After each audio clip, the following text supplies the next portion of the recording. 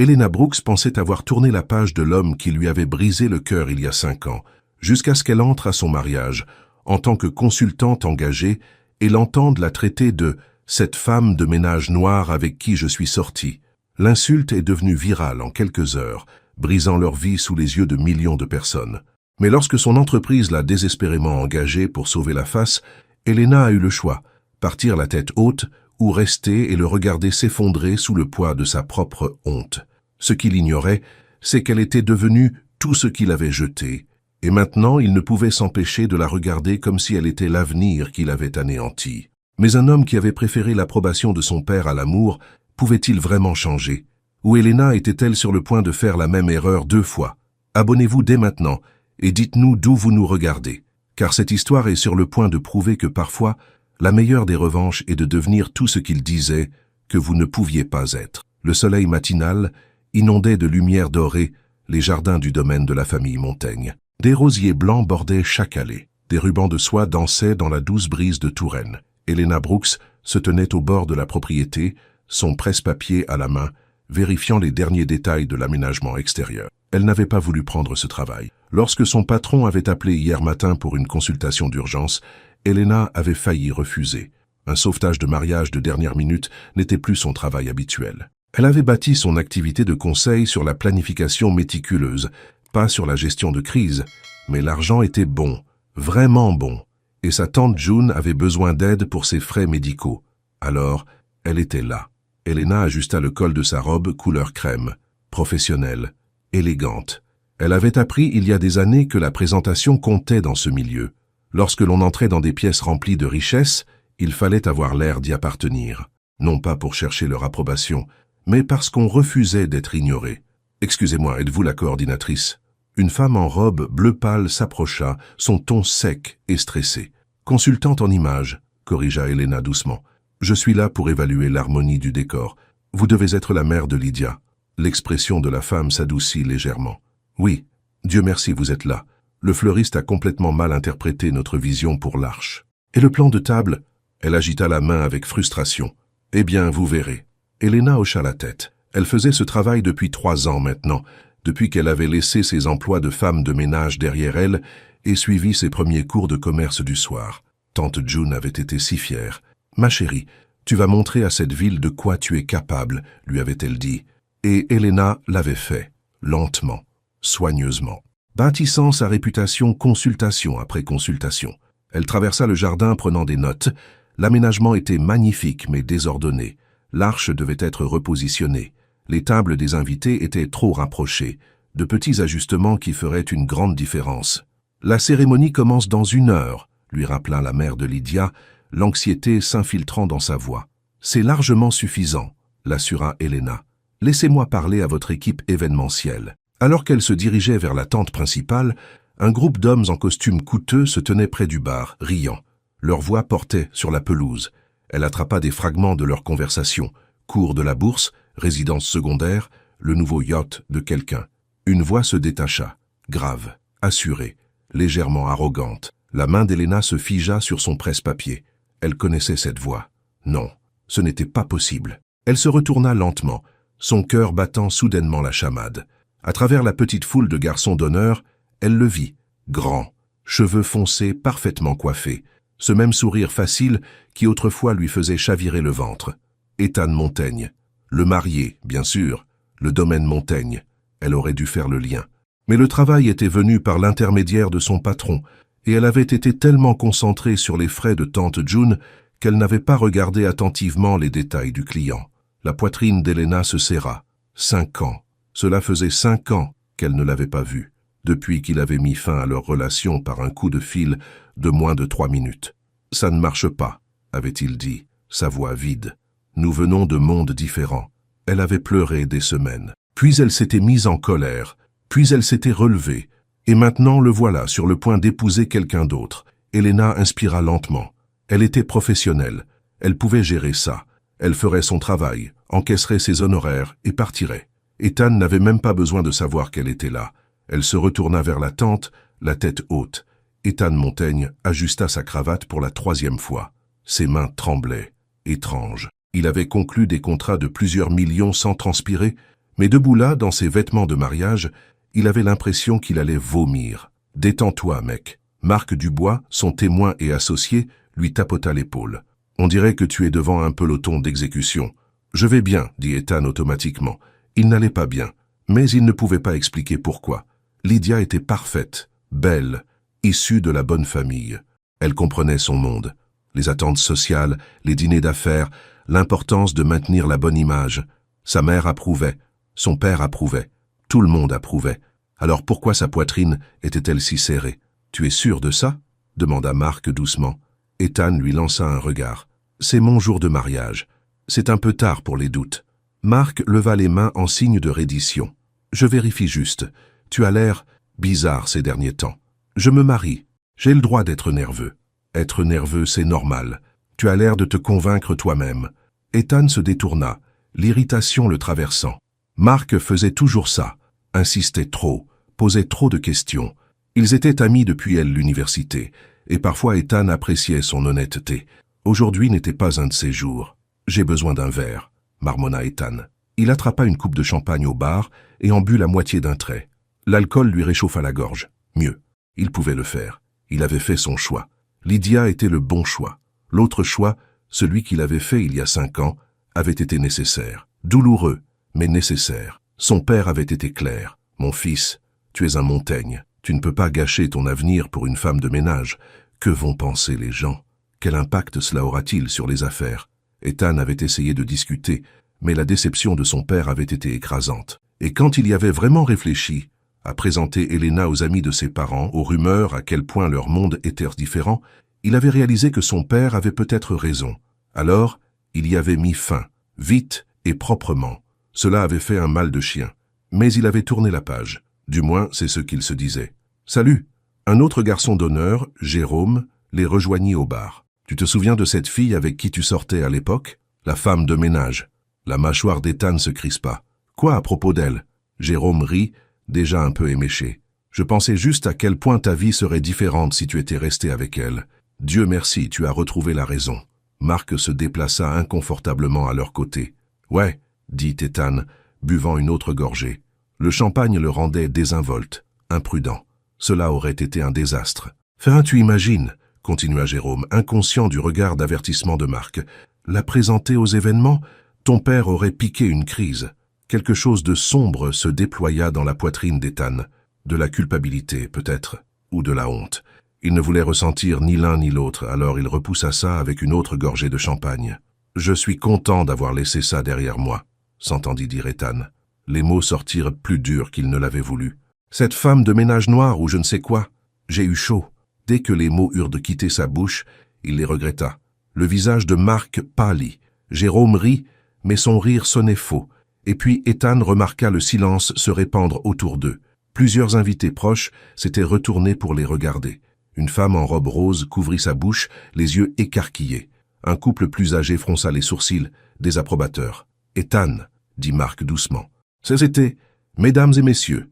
La voix de l'organisatrice de mariage coupa court au moment gênant amplifié par la sonorisation. « Nous avons un léger retard. Notre consultante en images est arrivée pour faire quelques ajustements de dernière minute afin de s'assurer que tout soit parfait. Veuillez rester patient. La cérémonie commencera sous peu. » Ethan l'entendit à peine. Son cerveau était bloqué sur ce qu'il venait de dire. Les mots laids, la cruauté désinvolte. Il avait essayé d'avoir l'air confiant. Au lieu de cela, il sonnait comme son père. « Je vais voir Lydia », marmonna-t-il, posant son verre. Alors qu'il se dirigeait vers la tente nuptiale, il essaya de chasser le malaise qui s'installait dans son estomac. Ce n'était que les nerfs, le trac d'avant-mariage. C'est tout. Tout allait bien. Elena travailla rapidement, dirigeant l'équipe événementielle pour repositionner l'arche et réespacer les tables. Ses mains bougeaient automatiquement, tandis que son esprit tournait. Ethan se mariait. Bien sûr qu'il se mariait. 5 ans, c'était long. Elle était sortie avec d'autres personnes aussi. Ça n'avait pas marché, mais elle avait essayé. Elle se dit que ça n'avait pas d'importance. Ce chapitre de sa vie était clos. Mais être là, dans le jardin de sa famille, entouré de son monde, tout lui revenait. La façon dont il la faisait rire. La façon dont il la regardait, comme si elle était la personne la plus importante de la pièce. La façon dont il avait promis qu'ils y arriveraient, quoi qu'en disent les autres. Et puis la façon dont il avait tout jeté. Mademoiselle Brooks, un membre du personnel de l'événement s'approcha. L'arche est repositionnée. Voulez-vous vérifier? Oui, merci. Elena l'a suivi jusqu'à l'espace de cérémonie. L'arche avait meilleure allure maintenant, plus équilibrée. Les rosiers blancs tombaient magnifiquement en cascade, et les rubans de soie captaient la lumière juste comme il fallait. Parfait, dit Elena. C'est exactement ce qu'il nous fallait. Vous avez un bon œil, dit le membre du personnel avec admiration. Lydia a de la chance que vous ayez pu venir avec si peu de préavis. Elena sourit poliment. Chanceuse. C'est ça. Elle jeta un coup d'œil à sa montre. La cérémonie commencerait dans 20 minutes. Elle devrait terminer son évaluation et partir avant. Elena? La voix venait de derrière elle. Elle la reconnaîtrait n'importe où. Elle se retourna lentement, rassemblant toute la contenance qu'elle possédait. Ethan se tenait à 3 mètres, tenant toujours une coupe de champagne. Il avait l'air plus âgé, plus raffiné. Son costume coûtait probablement plus cher que sa voiture, mais ses yeux bruns familiers, avaient l'air choqués. « Bonjour, Ethan, » dit-elle calmement. Sa bouche s'ouvrit, se referma, s'ouvrit à nouveau. « Que faites-vous ici? Je suis la consultante en images. La mère de votre fiancé m'a engagée pour résoudre les problèmes de décor. » Elle garda sa voix professionnelle, distante. « Je ne savais pas... » Il passa une main dans ses cheveux. « Je n'avais aucune idée que vous étiez... » « C'est bon, j'ai presque fini. » Elena se retourna vers son presse-papier, le congédiant. « Elena, attendez. » Elle marqua une pause mais ne se retourna pas. « Avez-vous besoin de quelque chose, monsieur Montaigne? Parce que j'ai du travail à terminer. » La formalité de sa voix sembla le frapper comme une gifle. Elle l'entendit faire un pas de plus. « Vous êtes... incroyable, » dit-il doucement. Alors elle se retourna, le fixant d'un regard ferme. « Merci, j'ai fait mon chemin depuis la dernière fois que nous nous sommes parlé. J'ai appris que vous aviez lancé votre propre entreprise. C'est formidable. En effet, accepta-t-elle. Maintenant, si vous voulez bien m'excuser, je suis désolé, lâcha-t-il, pour la façon dont les choses se sont terminées. Vous auriez dû faire beaucoup de choses, interrompit Elena, sa voix toujours calme mais avec un tranchant. Mais c'était il y a 5 ans. Nous avons tous les deux tourné la page. Elle le regarda digérer ses mots, vit la culpabilité traverser son visage. Ouais, dit-il finalement. Nous l'avons fait. Une voix de femme appela de la tente nuptiale. Ethan, où es-tu? Nous avons besoin de photos. Lydia, sa fiancée, la femme qu'il avait choisie à la place. Félicitations pour votre mariage, dit Elena, son ton parfaitement poli. J'espère que vous serez très heureux ensemble. Elle passa devant lui avant qu'il ne puisse répondre, ses talons claquant sur le chemin de pierre. Elle sentit ses yeux sur son dos, mais elle ne regarda pas en arrière, pas cette fois. Elle avait appris sa leçon sur le fait de regarder en arrière. La cérémonie commença 15 minutes plus tard. Elena resta à l'extrémité du jardin, cachée derrière un bouquet de magnolias. Elle se dit qu'elle vérifiait juste que tout était en ordre, qu'elle était méticuleuse. Mais en réalité, elle ne pouvait s'empêcher de regarder. Ethan se tenait à l'autel, d'une beauté impossible dans son costume. Lydia descendit l'allée dans une magnifique robe blanche, son sourire éclatant et répété. L'officiant parla d'amour et d'engagement, de construire une vie ensemble. La poitrine d'Elena se serra. Elle avait imaginé cela une fois, pas le mariage de luxe. Elle n'y avait jamais attaché d'importance, mais la promesse, l'engagement, l'idée que quelqu'un la choisirait et continuerait de la choisir, quoi que dise le monde. Ethan avait choisi différemment. Alors que l'officiant demandait si quelqu'un s'opposait au mariage, Elena tourna le dos. Elle en avait assez vu. Elle retourna vers la tente principale où se tiendrait la réception, dans l'intention de prendre ses affaires et de partir. Son travail était fait. Elle avait repositionné l'arche, ajusté l'espacement des tables et veillé à l'harmonie du décor. Elle avait gagné ses honoraires. Il était temps de partir. Mais en arrivant à la tente, elle entendit des voix fortes, des voix en colère. « Je n'arrive pas à croire que tu aies dit ça. » Une voix de femme, perçante de fureur. « Je plaisantais juste. J'étais nerveux. » La voix d'Ethan défensive. « Tu l'as traitée de femme de ménage noire. À notre mariage. » Elena se figea. Son estomac se noua. « Je ne voulais pas dire... » commença Ethan. « C'est déjà en ligne, Ethan. Quelqu'un t'a filmé et a posté ça avec des légendes. Le marié fait un commentaire raciste à son propre mariage. Tu te rends compte de l'image que ça donne ?» Les mains d'Elena devinrent engourdies. Elle sortit son téléphone avec des doigts tremblants et chercha le nom d'Ethan. C'était là. Un clip vidéo de tout à l'heure. Ethan au bar, champagne à la main, prononçant ces mots. L'angle rendait la scène encore pire qu'elle ne l'avait probablement été en personne. Et les commentaires en dessous, des centaines, étaient virulents, dégoûtants, racistes, pauvre femme dont il parlait. La respiration d'Elena devint courte et rapide. Cela ne pouvait pas arriver. Elle était venue ici pour faire un travail, pour avancer dans sa vie. Et maintenant, elle faisait partie d'un scandale viral. Elena, elle leva les yeux pour trouver Marc debout à proximité, son expression peinée. « Je suis tellement désolé, » dit-il. Il était ivre et stupide. Il ne voulait pas dire... Ne voulait pas dire quoi? La voix d'Elena sortit plus sèche qu'elle ne l'avait voulu. Ne voulait pas m'insulter ou ne voulait pas se faire prendre? Marc grimaça. Les deux, probablement, mais pour ce que ça vaut, je pense qu'il est malheureux depuis des années. Il ne t'a jamais oublié. Eh bien, il l'a bien caché, dit Elena amèrement. Elle remit son téléphone dans son sac. Je dois partir. Attendez. Marc lui attrapa doucement le bras.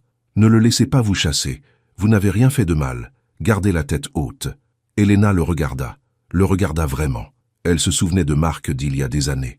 Il avait toujours été gentil avec elle, même quand d'autres dans le cercle d'Ethan ne l'avaient pas été. « Merci », dit-elle doucement. Elle retraversa le jardin, devant l'espace de cérémonie où les invités prenaient maintenant des photos, devant l'espace cocktail où le champagne coulait toujours, devant tout ce qui représentait le monde d'Ethan. Alors qu'elle atteignait le parking, elle entendit des pas courir derrière elle. « Elena, s'il te plaît !» Elle se retourna pour trouver Ethan courant vers elle, le visage rougi. Lydia se tenait au loin, les bras croisés, observant. « Ne partez pas, » dit Ethan, légèrement essoufflé. « Laissez-moi vous expliquer. » « Expliquer quoi ?» La voix d'Elena était douce mais ferme. « Expliquez pourquoi vous avez dit ces choses. Expliquez pourquoi vous êtes toujours la même personne qui avait honte de moi il y a 5 ans. Je n'ai pas honte. »« Si, tu l'es. » Elena s'approcha, ses yeux rencontrant les siens directement. « Tu avais honte alors et tu as honte maintenant. Mais voici la différence, Ethan. Je n'ai plus honte. Je ne suis plus cette fille effrayée qui pensait que ton approbation comptait. J'ai construit quelque chose de réel, quelque chose dont je suis fier. Je sais, murmura-t-il. Et je suis tellement désolé. Vos excuses arrivent 5 ans trop tard, dit Elena. Et franchement, je n'en ai pas besoin. Elle se détourna, son cœur battant la chamade. Derrière elle, elle entendit la voix de Lydia rappelant Ethan à la réception. Entendit le murmure des invités retournant à leur célébration.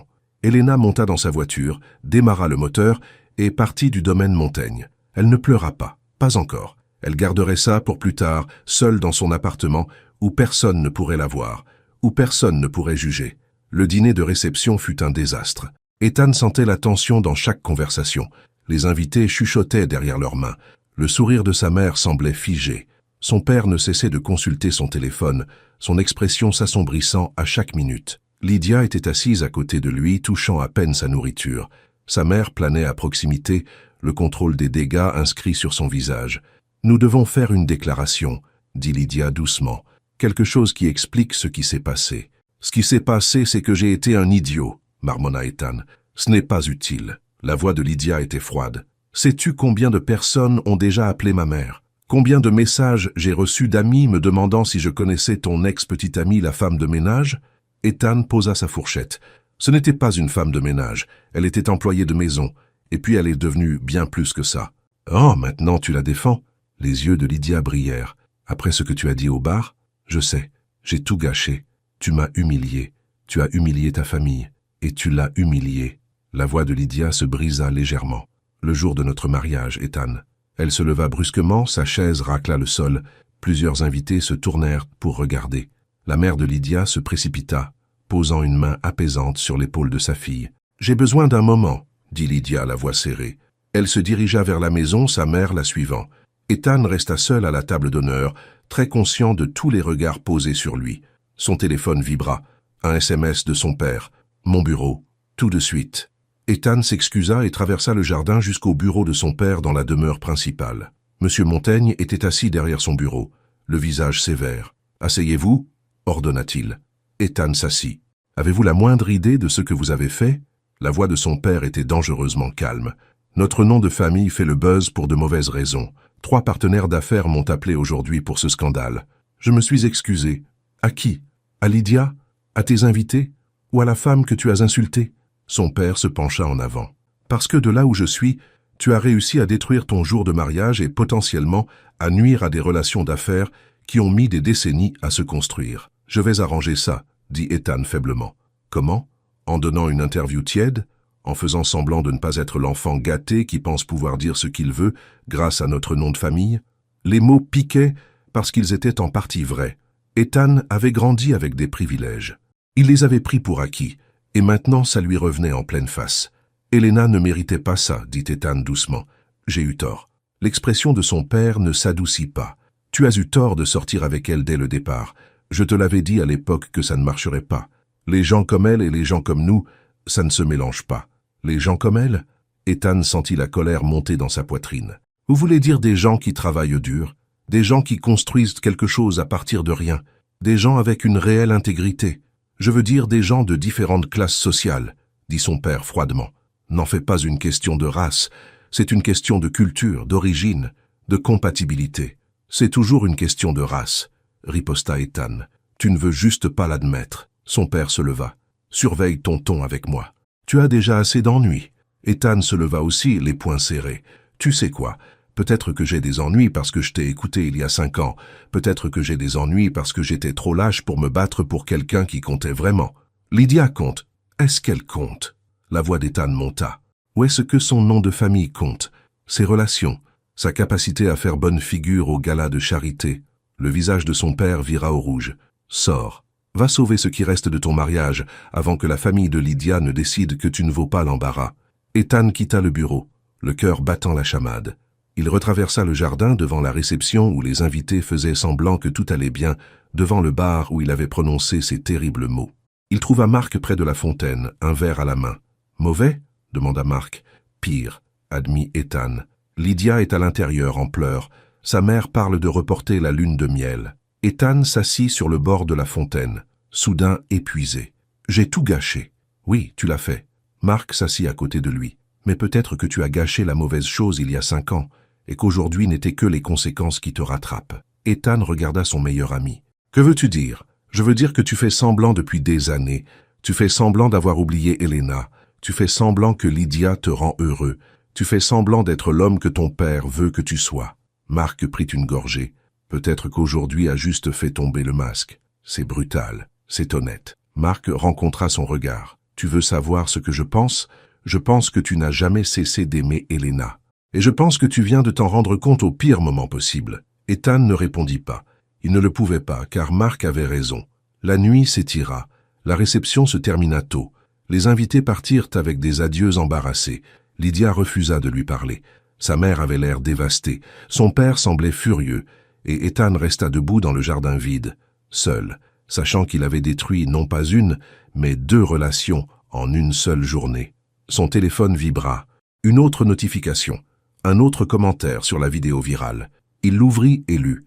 Cette femme de ménage, qu'il a mentionnée, est Elena Brooks, propriétaire de Brooks Image Consulting. Elle était au mariage aujourd'hui comme consultante engagée. Quelle situation gênante. Quelqu'un l'avait identifiée. Tagué la page de son entreprise. Les commentaires ci-dessous étaient mitigés.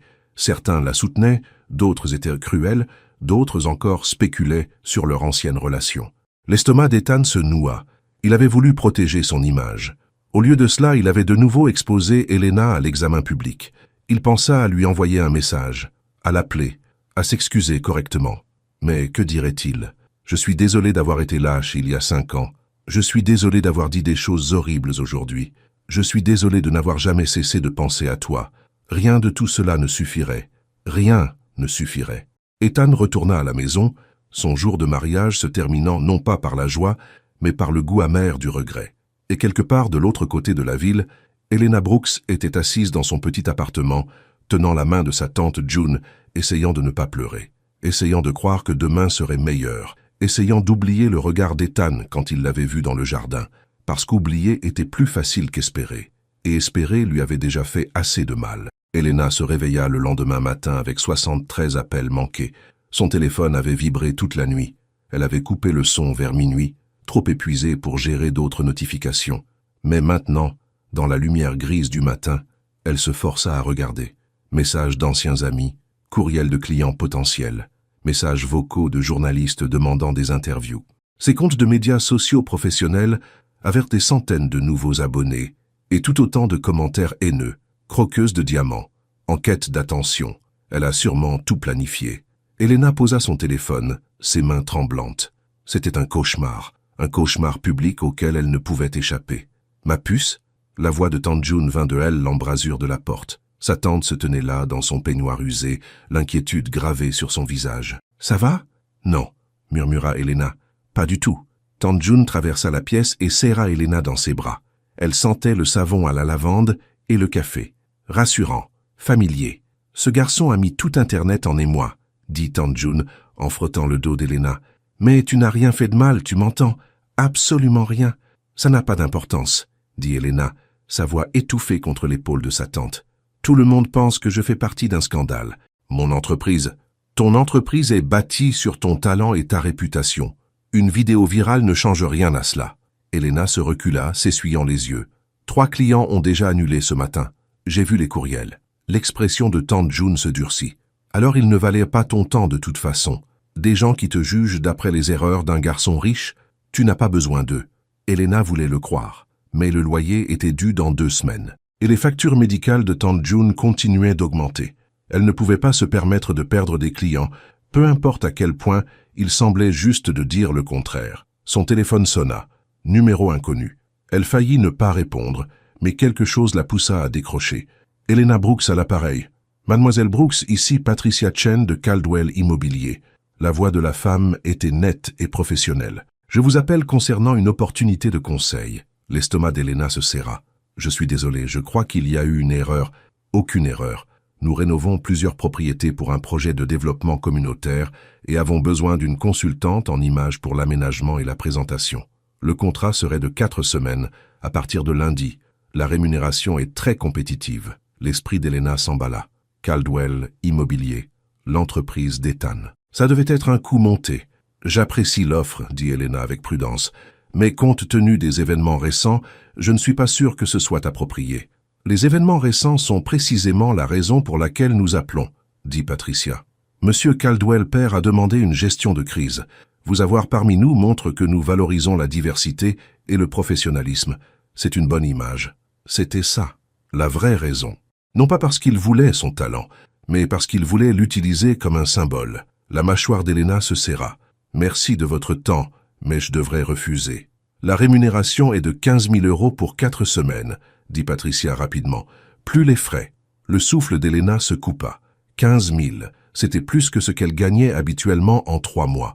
Cela couvrirait les factures de tante June et leur offrirait une marge de manœuvre. « Je dois y réfléchir, » dit Elena. « Bien sûr, je vous enverrai les détails du contrat par courriel. Nous aurions besoin d'une réponse avant la fin de journée. » L'appel se termina. Elena fixa son téléphone. « De quoi s'agissait-il » demanda tante June. « Ils veulent m'embaucher. L'entreprise d'Ethan. » Les sourcils de tante June se levèrent. « Et qu'en penses-tu » ? Comme si c'était un piège, admit Elena. « Mais c'est aussi 15 000 €. » Sa tante resta silencieuse un instant. « Tu sais ce que je pense. Je pense que tu devrais accepter, pas pour l'argent, même si Dieu sait que nous en avons besoin, mais parce que partir, c'est les laisser gagner. Tu y vas la tête haute, tu fais un travail brillant et tu montres à ce garçon exactement ce qu'il a perdu. » Elena regarda sa tante. Cette femme qui l'avait élevée après la mort de ses parents, qui avait travaillé 3 emplois pour mettre de la nourriture sur la table, qui n'avait jamais une seule fois laissé le monde la faire se sentir insignifiante. « Quand es-tu devenue si sage ?» demanda Elena. « J'ai toujours été sage. C'est toi qui n'écoutes pas toujours. » Tante June sourit. « Maintenant, habille-toi. Nous allons à l'église. Tu as besoin d'un peu de paix avant de prendre une décision. » Le dimanche soir, Elena avait fait son choix. Elle renverrait le contrat signé à Patricia Chen avec une condition.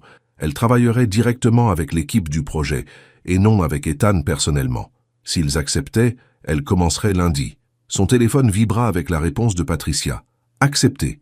Bienvenue dans l'équipe. » Elena ferma son ordinateur portable et prit une profonde respiration. Elle pouvait le faire. Ce n'était que des affaires, professionnelles, nettes. Elle ne laisserait plus Ethan Caldwell l'atteindre. Le lundi matin arriva trop vite. Elena se tenait devant le bâtiment de Caldwell Immobilier, une structure moderne en verre au centre-ville de Charleston. Elle s'était habillée avec soin, un tailleur marine qui la faisait se sentir puissante, ses cheveux tirés en un chignon élégant, une armure professionnelle. Le hall était tout en marbre et en chrome, des œuvres d'art coûteuses au mur, des fleurs fraîches sur le comptoir de la réception. Tout criait l'argent et le bon goût. « Elena Brooks pour le projet de développement communautaire, » dit-elle à la réceptionniste. « Bien sûr, dernier étage, Mark Rivers vous attend. » Mark. C'était bien. Elle pouvait travailler avec Marc. Il avait toujours été gentil. La montée en ascenseur sembla interminable. Quand les portes s'ouvrirent enfin, elle pénétra dans un espace de bureau lumineux avec des fenêtres du sol au plafond donnant sur la ville. Magnifique. Intimidant. « Elena !» Marc s'approcha d'elle, souriant chaleureusement. Il avait le même look, cheveux couleur sable, yeux amicaux, costume cher mais sobre. « C'est bon de te revoir, » dit-il en lui serrant la main. « Vraiment bon. Je suis content que tu aies accepté. Merci de m'accueillir. » Elena garda sa voix professionnelle. « Laisse-moi te faire visiter. » Marc la guida à travers le bureau. « Les salles de conférence ici, la salle de repos là, ton bureau sera... »« Mon bureau ?» interrompit Elena. « Oui, bien sûr. Tu auras besoin d'un espace de travail. Ne t'inquiète pas, ce n'est pas immense, mais il y a une fenêtre. » Ils tournèrent un coin et le cœur d'Elena s'arrêta. Ethan se tenait près de la machine à café en pleine conversation avec un autre employé. Il avait l'air fatigué. Les manches de sa chemise étaient retroussées et sa cravate était légèrement desserrée. Quand il la vit, son visage pâlit. « Elena » souffla-t-il. « Monsieur Caldwell » dit-elle froidement. L'autre employé regarda de l'un à l'autre, sentant clairement la tension, et s'excusa rapidement. Marc s'éclaircit la gorge. « Ethan, je montrais juste à Elena son bureau. Tu travailles ici ?» La voix d'Ethan sortit étranglée. « Pendant les 4 prochaines semaines, » confirma Elena. « Est-ce un problème ?»« Non, non, bien sûr que non. » Ethan passa une main dans ses cheveux. « Je ne savais pas. Ça fait 2 d'entre nous, » dit Elena. « Votre entreprise m'a appelé. J'ai supposé que vous saviez. C'était l'idée de mon père, » admit Ethan. « Gestion de crise après le mariage. » Bien sûr, tout s'éclaira.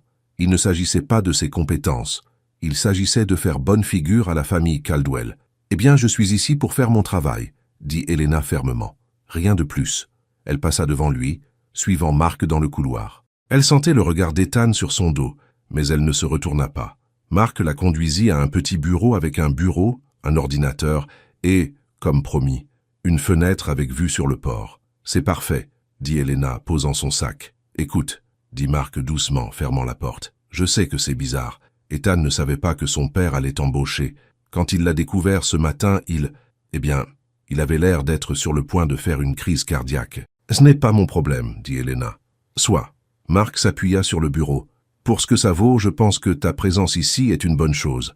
Peut-être que ça le forcera à faire face à ce qu'il a fait. »« Je ne suis pas ici pour lui donner des leçons, » dit Elena. « Je suis ici pour travailler. »« Je sais, et je respecte cela. » Marc se dirigea vers la porte. « Réunion d'équipe à 10 heures, je viendrai te chercher. » Après son départ, Elena s'assit à son bureau et regarda par la fenêtre.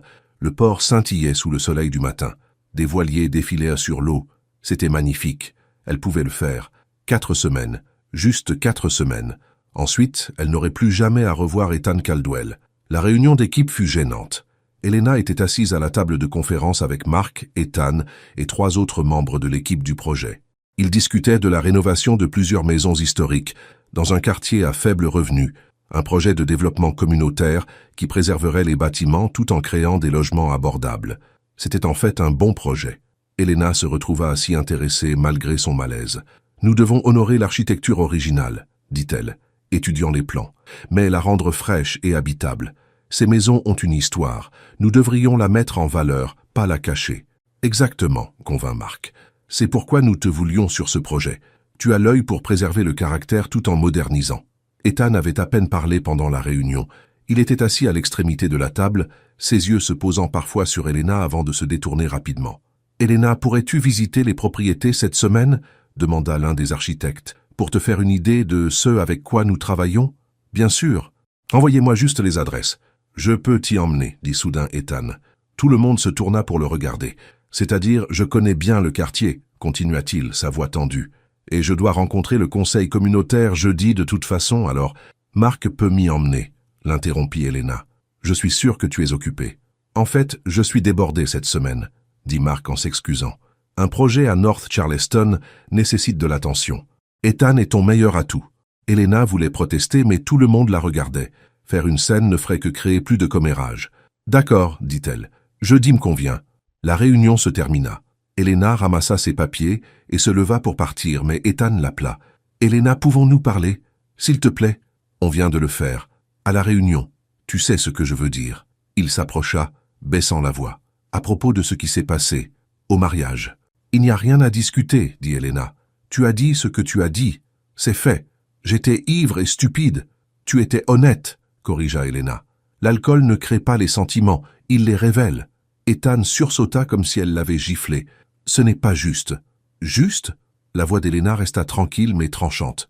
Tu veux parler de justice? Tu m'as humilié devant des centaines de personnes. Tu m'as appelé une femme de ménage noire, comme si je n'étais qu'une saleté sous ta chaussure. Et maintenant je suis censé travailler avec toi comme si rien de tout cela n'avait d'importance. Je sais que je ne peux rien réparer. Tu as raison. Tu ne peux pas. Elena se dirigea vers la porte. Mais je peux être professionnel. Je peux faire mon travail, toucher mon salaire et passer à autre chose. C'est tout ce que c'est.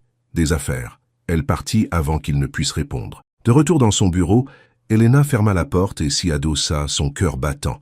Cela lui avait demandé tout ce qu'elle avait. Chaque once de calme et de contrôle. Son téléphone vibra. Un message de tante June. « Comment s'est passé le premier jour ?» Elena répondit. « Je survis. C'est ma fille. Je suis fière de toi. » Elena sourit malgré tout. Tante June savait toujours exactement quoi dire. La semaine s'étira. Elena se plongea dans le travail, étudiant les plans du projet, recherchant des techniques de préservation historique et créant des tableaux d'ambiance pour chaque propriété. Le travail était intéressant, exactement le genre de défi qu'elle aimait. Mais les commérages au bureau étaient incessants. Les gens chuchotaient quand elle passait. Certains étaient sympathiques, d'autres semblaient penser qu'elle avait orchestré tout le scandale pour attirer l'attention. Plusieurs fois, elle surprit des employés fermant rapidement leur téléphone quand elle s'approchait, lisant manifestement des articles sur la vidéo virale. Mercredi, elle en eut assez. « Je peux vous aider ?» demanda-t-elle lorsqu'elle surprit deux femmes la fixant dans la salle de pause. Elles sursautèrent toutes les deux l'air coupable. « Nous étions juste, » commença l'une. « Vous vous demandiez des choses sur moi et votre patron ?» termina Elena. « Laissez-moi vous éviter la peine. Nous sommes sortis ensemble il y a 5 ans. Il a rompu. J'ai tourné la page. C'est toute l'histoire. Nous n'avons pas eu l'intention d'être impolis, dit rapidement l'autre femme. Alors peut-être ne commérez pas sur les gens pendant qu'ils se tiennent à quelques mètres. » Elena attrapa son café et partit. Ses mains tremblèrent en retournant à son bureau. Elle détestait ça. Détestait être le centre de l'attention pour toutes les mauvaises raisons. Ce soir-là, son téléphone sonna. Numéro inconnu encore une fois. « Allô ? Mademoiselle Brooks, ici Jennifer Taylor de Charleston aujourd'hui. Nous aimerions vous interviewer sur l'incident du mariage Caldwell. Avoir votre version de l'histoire. » Elena raccrocha. Le téléphone sonna à nouveau immédiatement. Numéro différent. Un autre journaliste. Elle éteignit son téléphone et s'assit dans le noir, épuisée. Jeudi matin, Ethan frappa à la porte de son bureau. « Prête à voir les propriétés ?» demanda-t-il. Elena attrapa son sac. « Allons-y. » Ils roulèrent dans un silence inconfortable. La voiture d'Ethan était chère, une marque de luxe qu'elle ne reconnaissait pas. Sièges en cuir, climatisation parfaite. Elle sentait le neuf. La première propriété est à environ 15 minutes, dit Ethan brisant le silence. C'est la plus grande des trois. Construite en 1887, parquet d'origine, elle nécessite d'importants travaux structurels, mais les fondations sont solides. Ça a l'air bien, dit Elena, regardant par la fenêtre. Plus de silence. Elena. S'il te plaît, non, dit-elle doucement. Concentrons-nous juste sur le travail. La mâchoire d'Ethan se serra, mais il hocha la tête. Ils arrivèrent à la première propriété, une belle vieille maison avec un porche affaissé et de la peinture écaillée. Mais Elena vit immédiatement le potentiel. L'architecture était époustouflante. Haut plafond, moulure d'origine, grande fenêtre qui laisserait entrer une lumière magnifique. « C'est incroyable, » dit-elle en traversant les pièces vides. « Tu penses vraiment ?» Ethan la suivit, sa voix pleine d'espoir. « L'artisanat est incroyable. Regarde cette boiserie. » Elena passa sa main le long de la moulure complexe. « Les gens ne construisent plus comme ça. »« C'est ce que je pensais aussi, » dit Ethan. « C'est pourquoi j'ai insisté pour ce projet. Ces maisons méritent d'être préservées. » Elena le regarda.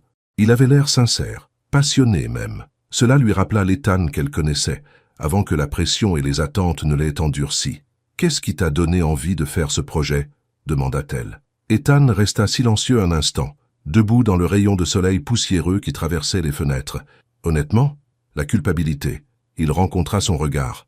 Après que mon père m'ait fait la leçon sur les classes sociales et la nécessité de rester à ma place, j'ai commencé à regarder comment notre entreprise fonctionnait. Nous construisons des condos de luxe, des développements haut de gamme, tout pour les gens qui ont déjà tout.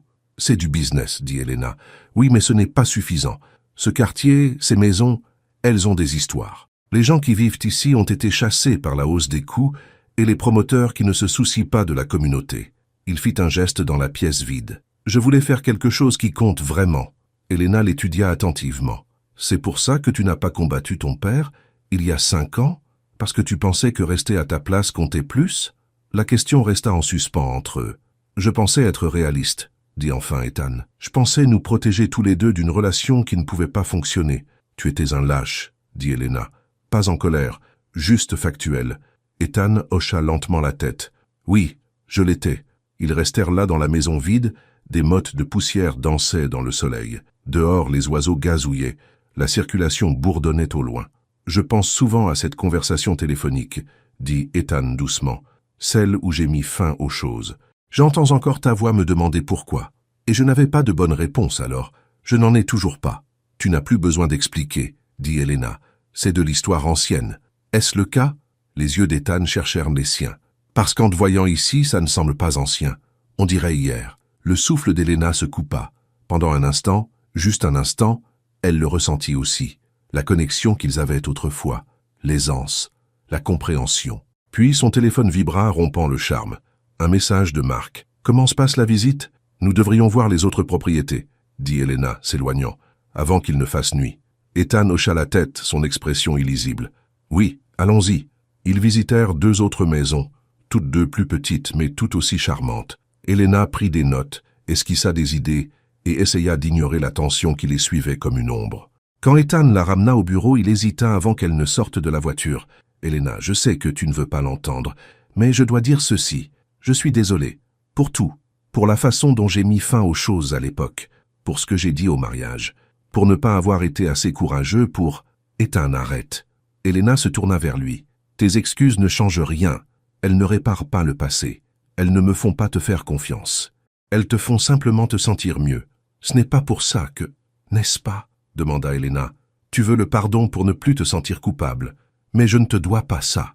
Je ne te dois rien. » Elle sortit de la voiture avant qu'il ne puisse répondre. Mais en entrant dans le bâtiment, elle sentit des larmes brûler derrière ses yeux, parce qu'il avait raison sur une chose. Ça ne ressemblait pas à de l'histoire ancienne. C'était brut, frais et douloureux. Et elle détestait qu'il puisse encore l'affecter comme ça. Cette nuit-là, Elena était assise dans le petit salon de tante June, mangeant de la soupe réchauffée et essayant de décompresser. « Alors, comment s'est passée la visite ?» demanda tante June. « Les propriétés sont belles. Le projet est bon. » Elena marqua une pause. Et Ethan s'est excusé. Encore une fois. « Qu'as-tu dit ?» Que ses excuses ne réparaient rien. Tante June hocha lentement la tête. « C'est vrai. Elle ne répare rien. Mais ma puce, tu ne peux pas guérir en faisant semblant que ça n'a pas fait mal. » Elena leva les yeux, surprise. « Je ne fais pas semblant. » « Si, tu fais semblant. Tu te promènes en agissant comme si tu allais bien, comme si le voir ne t'affectait pas. Mais je te connais, Elena Brooks.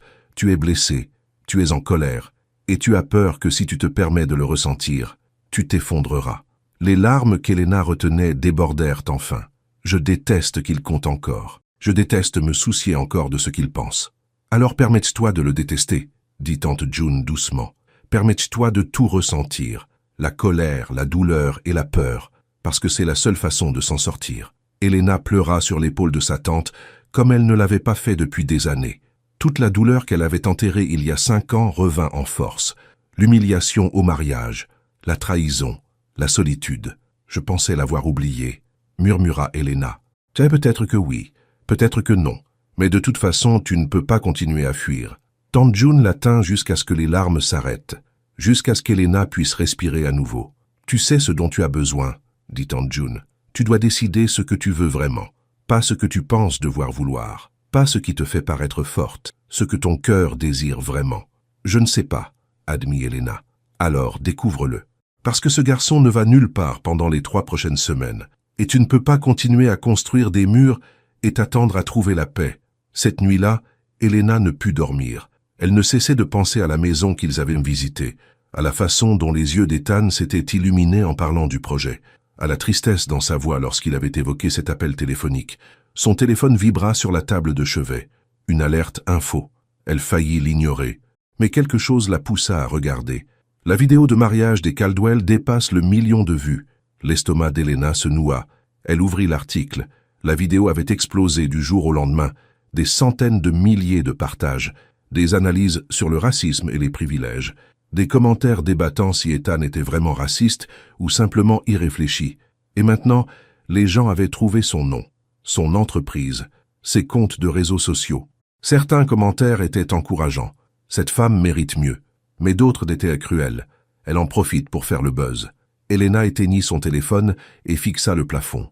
Encore 3 semaines. Elle devait juste survivre 3 semaines de plus. Ensuite, elle pourrait laisser Ethan Caldwell et son monde derrière elle pour toujours. Ou du moins, c'est ce qu'elle n'arrêtait pas de se répéter. Mais au fond d'elle, dans un recoin qu'elle refusait d'admettre, elle se demanda si 3 semaines seraient suffisantes, ou si le mal était déjà fait. Si peut-être, malgré tout, malgré toute la peine, la colère et la trahison. Peut-être qu'elle ne l'avait jamais vraiment laissé partir.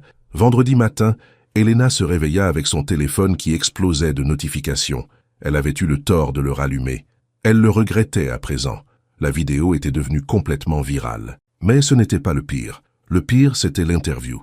Lydia Hart prend la parole. « J'ai été prise de court par le passé secret de mon fiancé. » Les mains d'Elena tremblèrent en lisant l'article. Lydia avait accordé une interview complète au Matin régional, accompagnée de photos dignes d'un magazine. Elle avait l'air magnifique et blessée, la victime parfaite. « Je n'avais aucune idée de l'existence de cette femme du passé d'Ethan », disait Lydia dans l'article. « Quand elle s'est présentée à notre mariage, je me suis sentie piégée. Tout cela était humiliant. Et maintenant, je remets en question tout ce que je croyais savoir sur l'homme que je devais épouser. » L'article dépeignait Elena comme une faiseuse de troubles. Quelqu'un qui avait délibérément gâché le mariage pour provoquer un drame. La section des commentaires était vicieuse. Elle voulait clairement se venger. Une croqueuse de diamants qui essaie de ruiner sa vie. Pauvre Lydia. Elle mérite mieux. Elena se sentit mal. Tout cela échappait complètement à son contrôle. Elle appela son patron Steven, qui dirigeait le cabinet de conseil où elle avait bâti sa réputation. « Elena, j'ai vu l'article, » dit Steven, la voix tendue. « Il faut qu'on parle. »« Je n'ai pas gâché le mariage, » dit rapidement Elena. « C'est vous qui m'avez envoyé là-bas. C'était un travail légitime. Je sais ça, mais la perception est importante dans ce milieu. 3 clients de plus se sont désistés. Ils craignent d'être associés à une controverse. » Le cœur d'Elena se serra. « Qu'est-ce que vous voulez dire ? Je veux dire que vous devriez peut-être prendre un peu de temps. Laissez les choses se calmer. Vous me renvoyez » Sa voix sortit faible. « Je ne vous renvoie pas. Je suggère simplement une pause. Revenez quand les choses se seront tassées. Et en attendant, comment est-ce que je paie mes factures ?» Steven resta silencieux. « Je suis désolé, Elena. Vraiment. Mais je dois penser à l'entreprise. » L'appel prit fin. Elena s'assit sur son lit, le regard vide. Elle avait travaillé si dur pour bâtir sa carrière. Des années de sacrifices, de nuits tardives et de preuves à fournir encore et encore. Et maintenant tout s'écroulait à cause de quelque chose qu'elle n'avait même pas fait. Tante June frappa doucement à la porte de sa chambre. « Ma puce, ça va ?»« Non, » murmura Elena. « Vraiment pas. » Elena alla quand même au bureau. Elle avait un contrat avec Caldwell Realty pour encore 3 semaines. Cet argent était la seule chose qui la maintenait à flot. Mais dès qu'elle franchit la porte, elle sut que tout le monde avait vu l'article. Les murmures étaient plus forts, les regards plus évidents. Quelqu'un avait même laissé un tirage de l'interview de Lydia sur son bureau. Elena le chiffonna et le jeta, la mâchoire serrée. Elle passa la matinée la tête basse, concentrée sur son travail. Les plans de rénovation de la propriété devaient être finalisés. Elle pouvait s'y perdre. Vers midi, Mark apparut à sa porte, l'air grave. Salle de conférence. Maintenant. Ethan a convoqué une réunion d'urgence. L'estomac d'Elena se tordit. À quel sujet ? L'article. Il est furieux. Dans la salle de conférence, Ethan faisait les 100 pas comme un lion en cage. Sa cravate était défaite, ses cheveux en bataille comme s'il les avait passés entre ses mains. Quand il vit Elena, son expression vira vers quelque chose comme de la douleur. « Vous voilà, » dit-il. « Asseyez-vous, s'il vous plaît. » Elena s'assit. Toute l'équipe du projet était là, ainsi que Patricia Chen des ressources humaines et une femme qu'Elena ne reconnaissait pas, une femme plus âgée en tailleur coûteux. « Voici Rebecca Marsh, » dit Ethan, notre consultante en relations publiques. Nous devons discuter de la façon de gérer cette situation. « Gérer quelle situation ?» demanda Elena avec prudence. « Les mensonges, » dit sèchement Ethan. « Tout ce qui est dit dans l'interview de Lydia est faux. Vous n'avez pas gâché le mariage. Vous n'avez piégé personne. Vous avez été embauché pour un travail. » Rebecca s'éclaircit la gorge. « Monsieur Caldwell, je comprends que vous soyez contrarié, mais nous devons être stratégiques. Faire une déclaration publique pourrait aggraver les choses. Je m'en fiche, dit Ethan. La réputation d'Elena est détruite à cause de quelque chose que j'ai fait. Je ne resterai pas les bras croisés pendant que cela arrive. Elena retint son souffle. Elle ne s'attendait pas à ça. Que proposez-vous exactement? Demanda Rebecca. Une déclaration de presse, une interview si nécessaire. Tout ce qu'il faut pour rétablir la vérité. Ethan regarda directement Elena. J'aurais dû faire ça il y a des jours. Ethan, dit doucement Elena, vous n'avez pas... Si, je dois. Sa voix était ferme. C'est ma faute. Tout cela. Et j'en ai fini de me cacher derrière la gestion de crise et les stratégies de communication. Marc se pencha en avant. Il a raison. La vérité doit éclater. Patricia hocha la tête. D'un point de vue légal, nous avons des documents prouvant qu'Elena a été embauchée par la famille de Lydia. Nous pouvons tout étayer. Rebecca soupira. Si nous faisons cela, nous devons le faire correctement.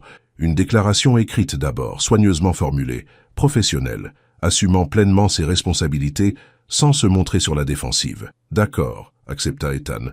Rédigeons-la maintenant. Les 2 heures suivantes furent intenses. Rebecca tapait tandis que chacun contribuait des idées. Elena resta la plupart du temps silencieuse, encore en train de réaliser qu'Ethan était prêt à se mettre dans la ligne de mire pour elle. Finalement, ils eurent une déclaration. Rebecca la lut à voix haute. « Je tiens à aborder les récents événements entourant mon mariage et à clarifier plusieurs malentendus. Elena Brooks n'a pas gâché mon mariage. Elle a été embauchée en tant que consultante professionnelle par la famille de ma fiancée, pour l'aider avec les ajustements de dernière minute de la décoration. Elle s'est conduite avec un professionnalisme et une élégance irréprochables. Les commentaires blessants que j'ai faits sont mon propre échec, le reflet de mes propres insécurités et erreurs passées. Madame Brooks a bâti une carrière impressionnante grâce à son travail acharné et à son talent. Elle mérite le respect, pas la spéculation ou le harcèlement. J'assume l'entière responsabilité de la douleur que j'ai causée, et je regrette profondément que mes paroles l'aient injustement ciblée. J'espère que cette déclaration aidera à rétablir la vérité et permettra à toutes les personnes impliquées d'avancer avec dignité. Ethan Caldwell. Le silence régna un instant dans la pièce. « C'est bien, » dit finalement Marc. Honnête, sans être dramatique. « Elena ?» Ethan la regarda. « Est-ce que cela vous convient ?» Elle le relut, la gorge serrée. C'était plus que ce à quoi elle s'attendait, plus que ce qu'elle pensait qu'il serait prêt à dire. « C'est bien », réussit-elle à articuler. « Alors publions-le, » dit Ethan. Rebecca envoya la déclaration à plusieurs agences de presse. En 1 heure, elle était en ligne sur les réseaux sociaux et reprise par les sites d'information locaux. Elena observa les réactions affluer depuis son bureau. L'opinion publique était mitigée mais commençait à lui être favorable. Enfin, un peu d'honnêteté. Bien joué de sa part d'avoir assumé. Elle a géré cela avec tellement de classe. Son téléphone sonna. C'était Steven, son patron. « Elena, j'ai vu la déclaration de Caldwell. Écoutez, à propos de ce que j'ai dit plus tôt, je suis en congé, vous vous souvenez ?» dit froidement Elena. « Suite à votre suggestion, on pourrait reconsidérer ça. Si vous vouliez revenir, j'y réfléchirai, » dit Elena. Puis elle raccrocha. Elle ressentit une vive satisfaction. Steven l'avait abandonnée quand les choses s'étaient compliquées. Elle n'oublierait pas cela de sitôt. Un autre coup à sa porte. Ethan se tenait là, l'air épuisé mais soulagé. « Je peux entrer ?» Elena hocha la tête. Il s'assit en face de son bureau, et pendant un instant, ils se contentèrent de se regarder. « Merci, » dit doucement Elena, « pour la déclaration. Vous n'avez pas à me remercier. C'était le strict minimum. » Ethan passa une main sur son visage. « J'aurais dû le faire il y a des jours. J'étais juste effrayée, » termina Elena. « Oui, effrayée de rendre les choses pires, effrayée de ce que ma famille dirait, effrayée de... » Il laissa sa phrase en suspens. « De quoi ?» D'admettre à quel point j'avais tout gâché, il y a 5 ans. Et maintenant, sa voix était rauque. Chaque fois que je vous vois, Elena, je me souviens de toutes les erreurs que j'ai faites, de chaque choix lâche. La poitrine d'Elena se serra. Ethan, je sais que vous ne voulez pas entendre ça, mais je dois le dire quand même. Il se pencha en avant. Rompre avec vous a été la plus grande erreur de ma vie. Non pas à cause du timing ou des circonstances, mais parce que j'ai laissé la peur dicter mes choix. J'ai laissé la voix de mon père dans ma tête noyer tout le reste, y compris mon propre cœur. Elena baissa les yeux vers ses mains. On ne peut pas changer le passé.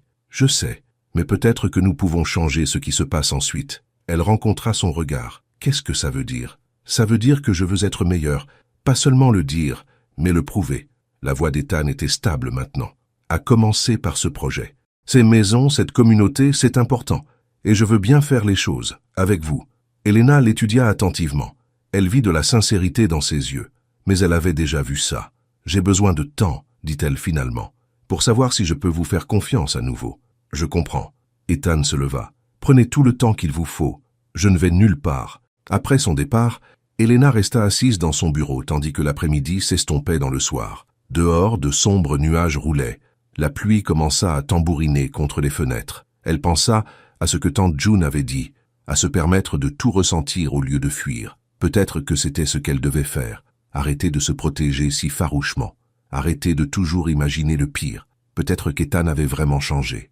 Ou peut-être était-il en train de changer là devant elle. La question était, avait-elle le courage de le lui permettre? Au cours de la semaine suivante, quelque chose changea entre Elena et Ethan.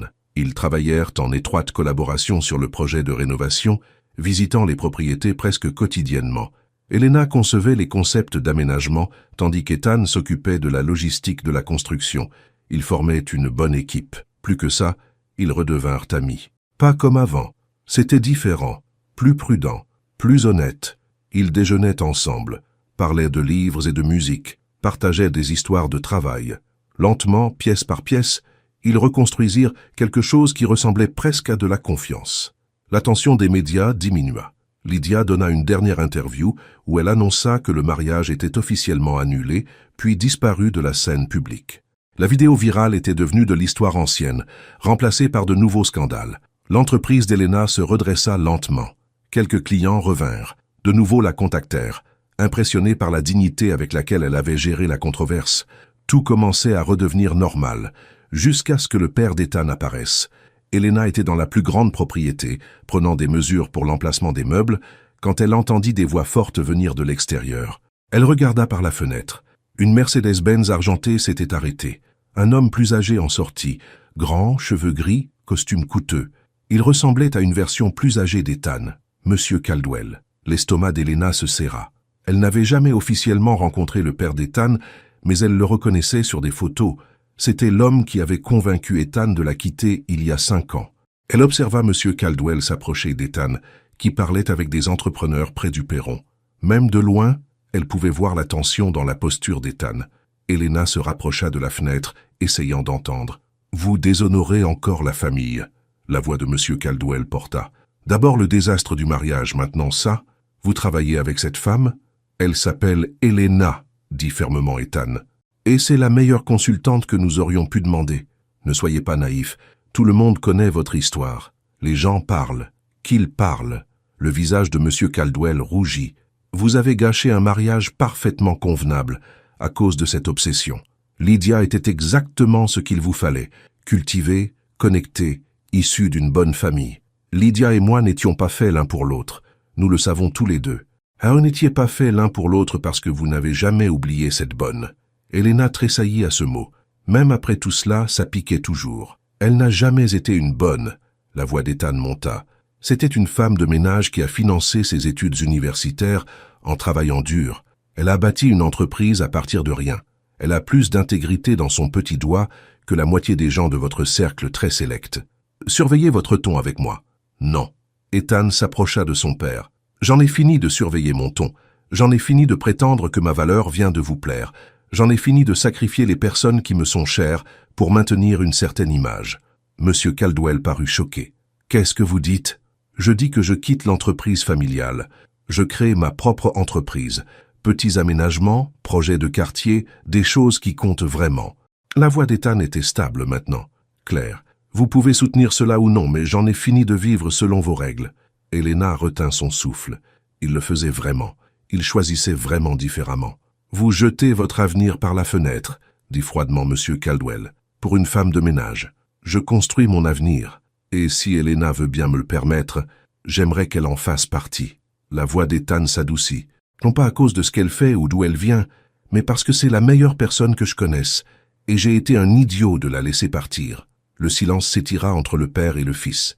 Puis Monsieur Caldwell se retourna et retourna à sa voiture sans un mot de plus. La Mercedes-Benz s'éloigna, laissant Ethan seul dans la cour. Les mains d'Elena tremblèrent. Elle n'avait pas eu l'intention d'écouter aux portes, mais maintenant, elle avait tout entendu. Elle s'éloigna de la fenêtre, l'esprit d'Elena tournait à toute vitesse. Ethan venait de quitter l'entreprise familiale. Pour ce projet, pour son propre chemin. Pour elle? Non, pas pour elle. Pour lui-même. Mais tout de même, la porte s'ouvrit. Ethan entra, l'air bouleversé.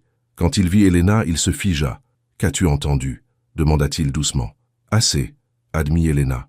Ils restèrent là, la maison vide résonnant autour d'eux. « Je pensais ce que je disais » lui dit Ethan. Chaque mot. « Ethan, tu ne peux pas simplement gâcher ta vie. Je ne la gâche pas. Je la construis enfin comme j'aurais dû le faire depuis le début. » Il traversa la pièce pour se tenir devant elle. « Je ne fais pas ça pour toi, Elena. Je le fais pour moi. Parce que je ne peux pas être la personne que je veux être en vivant la version de la vie de quelqu'un d'autre. » Elena scruta son visage. « Et si ça ne marche pas? Et si tu le regrettes? Alors je le regretterai. Mais au moins je regretterai d'avoir essayé plutôt que de n'avoir jamais essayé du tout. » Elle comprenait cela. Mon Dieu, qu'elle comprenait cela. « Ton père m'a traité de bonne, » dit-elle doucement. « Tout comme toi au mariage. » Le visage d'Ethan se froissa de honte. « Elena, mais contrairement à toi, il le pensait comme une insulte. Toi, tu étais juste effrayée et stupide. » Elle prit une inspiration. « Je pense que c'est la différence. Tu as grandi, lui non. Est-ce que ça veut dire... » La voix d'Ethan était pleine d'espoir. « Est-ce que ça veut dire que tu me crois? À propos de vouloir changer ?» Elena regarda autour de la maison vide. Cette belle maison brisée, qu'ils travaillaient ensemble à restaurer, lui redonnait son intégrité, lui redonnait un sens. Peut-être que les gens aussi pouvaient être restaurés, retrouver leur intégrité, se voir offrir une seconde chance. « Je crois que tu essaies, » dit Elena avec prudence, « et je pense que je suis prête à essayer aussi. » Essayer quoi? Essayer de te faire confiance, à nouveau. Lentement, prudemment. Elle rencontra son regard. Pas de promesse, pas de garantie, juste essayer. Le sourire qui se répandit sur le visage d'Ethan était de pure joie. « C'est tout ce que je demande. » Il tendit la main avec hésitation. Elena prit sa main. Sa paume était chaude contre la sienne. Ils restèrent ainsi, se tenant la main dans la maison vide, tandis que la lumière de l'après-midi filtrait à travers les fenêtres poussiéreuses. Ce n'était pas un grand geste romantique. Ce n'était pas une déclaration d'amour. C'était juste deux personnes choisissant d'être assez courageuses pour espérer. Et parfois, c'était suffisant. Le lendemain matin, Elena se réveilla avec sa main encore picotante, là où Ethan l'avait tenue. Elle s'assit dans son lit, confuse par ses propres sentiments. La veille avait été intense. Regarder Ethan tenir tête à son père, l'entendre la défendre, sentir cette étincelle de connexion lorsque leurs mains s'étaient touchées, cela l'effrayait, car vouloir quelque chose à nouveau signifiait tout risquer à nouveau. Son téléphone vibra. Un message d'Ethan. « Bonjour, un café avant le travail ?» Elena fixa le message un long moment, puis elle répondit « Peut-être plus tard. J'ai besoin de temps pour réfléchir. » Elle avait besoin de parler à Tante June. Tante June était dans son jardin quand Elena arriva, taillant des rosiers sous le soleil matinal. Elle leva les yeux quand la voiture d'Elena s'engagea dans l'allée et posa immédiatement ses sécateurs. « Ma petite chérie, qu'est-ce qui ne va pas ?»« Tout. Rien. Je ne sais pas. » Elena suivit sa tante jusqu'au petit porche, où elles s'assirent sur la vieille balançoire en bois. « Raconte-moi, » dit tante June doucement. Elena lui raconta tout. L'apparition du père d'Ethan, les choses qu'Ethan avait dites, lui tenir la main dans cette maison vide et sentir que peut-être, juste peut-être, il pouvait réessayer. « Et maintenant, je suis terrifiée, » termina Elena, « parce que, et si je faisais la même erreur, et s'il me blessait à nouveau ?» Tante June resta silencieuse un instant, observant un papillon danser parmi ses fleurs. « Tu sais ce que j'ai appris en 56 ans ?» dit-elle finalement. « La peur te protège, mais elle te rabougrit aussi. Et tu n'es pas faite pour vivre petite, Elena. Je ne veux pas être stupide. Faire confiance à quelqu'un n'est pas stupide, c'est courageux. » Tante June prit la main d'Elena. « Ce garçon t'a blessé, gravement, et tu as tout le droit de te protéger. Mais j'ai vu la façon dont tu parles de lui ces dernières semaines, la façon dont tes yeux s'illuminent quand tu mentionnes le projet sur lequel vous travaillez ensemble. Tiens, ça ne veut pas dire, ça veut dire que tu le laisses déjà revenir, que tu l'admettes ou non. » Tante June serra sa main. « La question n'est donc pas de savoir si tu dois prendre un risque. Tu le prends déjà. La question est de savoir si tu vas laisser la peur t'empêcher de voir où ça mène. » Elena sentit les larmes monter. « Et si ça ne marche pas? Alors ça ne marche pas, et tu guériras à nouveau, comme tu l'as fait avant. Mais et si ça marche? Et si tu passes à côté de quelque chose de beau parce que tu avais trop peur d'essayer ?» Elena s'appuya contre l'épaule de sa tante. « Quand es-tu devenue si sage? »« J'ai toujours été sage. Tu n'écoutes que maintenant. » Tante June l'embrassa sur le dessus de la tête. « Maintenant, vas-y, découvre ce que ton cœur veut, pas ce que ta peur veut.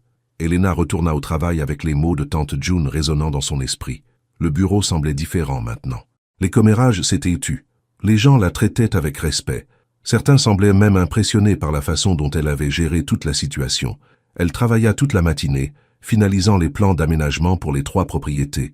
Les designs prenaient magnifiquement forme. Elle était fière de ce projet, il avait du sens. Vers midi, Marc frappa à sa porte. « Tu as une minute ?» demanda-t-il. « Bien sûr. Entre. » Marc s'assit en face de son bureau, l'air sérieux. « Je voulais te prévenir. Ethan prépare quelque chose d'important. Il déjeune avec ses parents aujourd'hui, au cercle des ducs de Touraine. » L'estomac d'Elena se serra. « Pourquoi me dis-tu ça ? » « Parce que je pense qu'il va rompre publiquement avec son père. Et je pensais que tu devais le savoir. » Marc fit une pause. « Il fait ça pour lui-même, mais aussi pour toi. Et je voulais que tu comprennes ce que ça signifie. » « Qu'est-ce que ça signifie ? » « Ça signifie qu'il te choisit toi par-dessus tout ce que son père représente. L'argent, le statut, l'héritage familial. » L'expression de Marc était douce. Ce n'est pas quelque chose qu'Ethan prend à la légère. Après le départ de Marc, Elena ne put se concentrer sur son travail. Elle vérifiait sans cesse l'heure. Le déjeuner devait avoir lieu en ce moment même. Que disait Ethan? Comment ses parents réagissaient-ils? Vers 2 heures, son téléphone sonna. Ethan. Elle répondit « Allô? C'est fait. » Sa voix semblait tremblante mais soulagée. « Je leur ai dit, devant la moitié de la haute société tourangelle, que je quitte l'entreprise, que je monte ma propre société, que je vis ma propre vie. Comment ont-ils réagi? Mon père est parti en trombe. Ma mère avait l'air de m'avoir giflé. Mais tu sais quoi? Je m'en fiche. Pour la première fois de ma vie, je me fiche de ce qu'ils pensent. » La poitrine d'Elena se serra d'émotion. « Ethan, j'ai besoin de te voir, dit-il rapidement. Je peux passer plus tard, après le travail. Je suis chez tante June. Viens ici. » Ethan arriva chez tante June juste avant le coucher du soleil. Il avait l'air épuisé, mais d'une certaine manière plus léger, comme si un poids avait été soulevé. Tante June ouvrit la porte, le regarda de haut en bas et dit « Eh bien, on dirait que tu en as vu des vertes et des pas mûres. »« Oui, madame, c'est le cas. Elena est dans le jardin. Elle répare ce portillon cassé que tu as aidé à réparer la dernière fois. » Les yeux de tante June s'adoucirent légèrement. « Tu as bien fait aujourd'hui, mon garçon, de t'être affirmé. »« Merci, » dit Ethan doucement. Il trouva Elena dans le jardin travaillant sur le vieux portillon en bois qui menait au potager. Elle portait un jean et un vieux t-shirt, ses cheveux attachés en une queue de cheval désordonnée. Elle était magnifique. « Besoin d'aide » demanda-t-il. Elena leva les yeux, sourit. « En fait, oui. Peux-tu tenir ça pendant que je resserre la charnière ?» Ils travaillèrent ensemble dans un silence confortable. Le soleil peignait tout en or. Les oiseaux chantaient dans les arbres voisins. Cela semblait paisible. Juste. Quand le portillon fut réparé, ils s'assirent dans l'herbe, regardant le coucher du soleil. « J'ai peur, » dit Elena soudain. « De quoi? De ça, de nous, d'être à nouveau blessés. » Elle tira sur l'herbe entre ses doigts. « Mais j'ai aussi peur de laisser la peur faire mes choix, comme tu l'as fait il y a 5 ans. » Ethan hocha lentement la tête. « Je comprends, et je ne te blâme pas d'avoir peur. J'ai peur aussi, vraiment, terrifié. Et si je gâchais tout à nouveau? Et si je n'étais pas assez bien? Et si... » « Arrête !» l'interrompit Elena doucement. Elle se tourna pour lui faire face. « Nous ne pouvons pas vivre dans les « et si ». Nous ne pouvons faire face qu'à ce qui est. Et qu'est-ce qui est ?» La voix d'Ethan était douce, pleine d'espoir. Elena prit une profonde inspiration. « Ce qui est, c'est que je crois que tu as changé. Je crois que tu essaies d'être meilleur. Et je crois que peut-être nous méritons une seconde chance. Non pas pour recréer ce que nous avions, mais pour construire quelque chose de nouveau, quelque chose de plus fort. » Les yeux d'Ethan brillèrent d'émotion. « Je ne te mérite pas. Probablement pas. » acquiesça Elena, un petit sourire aux lèvres. « Mais peut-être que ce n'est pas le but. Peut-être que le but est que nous méritions tous les deux d'être heureux, et peut-être que nous pouvons trouver cela ensemble. » Ethan sortit de sa poche un morceau de papier plié. Ses mains tremblaient légèrement en le dépliant. « Qu'est-ce que c'est ?» demanda Elena. « Tu te souviens du premier mot que je t'ai écrit, quand nous nous sommes rencontrés pour la première fois ?» Le souffle d'Elena se coupa. Elle se souvenait. Il y a 5 ans, Ethan avait laissé un mot sur sa voiture après qu'elle eut nettoyé son appartement. Il disait quelque chose de bête sur le fait qu'elle avait oublié sa bouteille d'eau, mais cela l'avait fait sourire. « Je l'ai gardé, » dit Ethan doucement, « et j'en ai écrit un nouveau, pour le remplacer. » Il lui tendit le papier.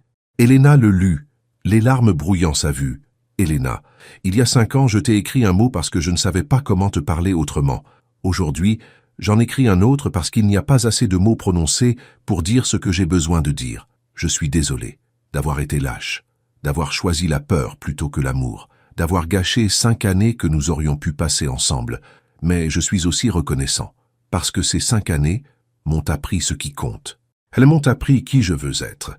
Elles m'ont appris que fuir quelque chose de réel est la plus grande erreur que je puisse commettre. Je ne sais pas si nous pouvons réparer ce qui est brisé, mais j'aimerais essayer, non pas pour revenir en arrière, mais pour avancer, ensemble, si tu me le permets. Ethan Elena plia soigneusement le mot, le serrant contre sa poitrine. C'est vraiment ringard, tu sais? Ethan rit, essuyant ses yeux. Je sais, mais c'est honnête. Oui, murmura Elena. Ah, ça l'est. Elle se pencha et l'embrassa, doux et tendre et plein de promesses. Quand ils se séparèrent, Ethan souriait à travers ses larmes. Est-ce que ça veut dire? Ça veut dire que je te pardonne, dit Elena. Non pas parce que tu le mérites, mais parce que je mérite de laisser tomber la colère. Je mérite d'être heureuse. Nous le méritons tous les deux. Ils restèrent assis dans le jardin de tante June au coucher du soleil, se tenant la main et parlant de tout et de rien. Du passé et de l'avenir, des espoirs et des peurs. À l'intérieur de la maison, tante June regardait par la fenêtre, souriant à elle-même. Elle murmura une prière silencieuse de remerciement. Parfois, l'amour avait besoin de temps pour prendre racine. Et ces deux-là, ils étaient enfin prêts à grandir. Les semaines suivantes passèrent dans un flou de douce reconstruction. Ethan et Elena firent les choses lentement, prudemment. Ils eurent des rendez-vous café et de longues promenades. Ils travaillèrent ensemble sur le projet de rénovation, leur alchimie professionnelle se traduisant en connexion personnelle. Mais ils ne se précipitèrent pas. Ils avaient déjà appris cette leçon.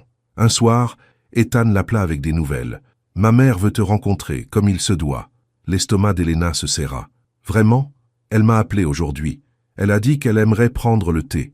Juste nous trois. » Ethan fit une pause. « Tu n'es pas obligée si tu n'es pas prête. » Elena y pensa. Madame Caldwell avait toujours fait partie du problème, de la pression qui avait éloigné Ethan. Mais peut-être faisait-elle aussi partie de la solution. « D'accord, » dit Elena. « Quand ?» Le samedi après-midi, Elena se tenait devant le domaine des Caldwell, le cœur battant. La maison était aussi intimidante qu'elle s'en souvenait.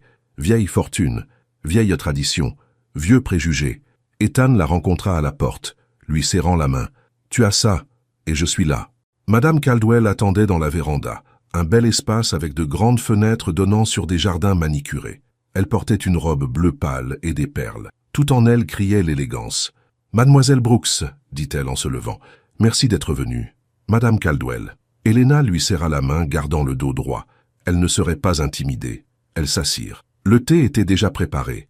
Tasse en porcelaine délicate, petit sandwich, étiquette irréprochable. Madame Caldwell versa le thé elle-même, ce qui surprit Elena. Elle s'était attendue à ce qu'une domestique le fasse. « Je voulais vous parler, » commença Madame Caldwell, « parce que je vous dois des excuses. » Elena cligna des yeux.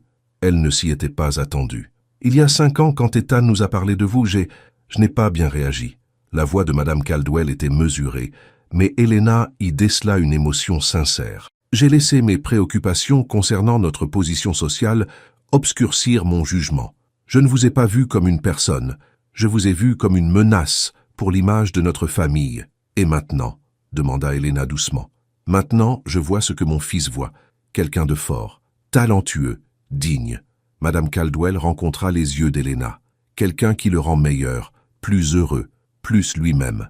Ethan tendit la main sous la table et prit celle d'Elena. « Après le désastre du mariage, » continua Madame Caldwell, « j'ai observé la façon dont vous avez géré tout cela, avec grâce, sans chercher à vous venger ou à attirer l'attention.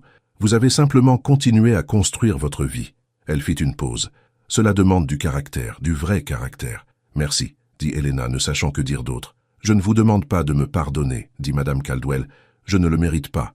Mais je vous demande de ne pas juger Ethan d'après les échecs de ses parents.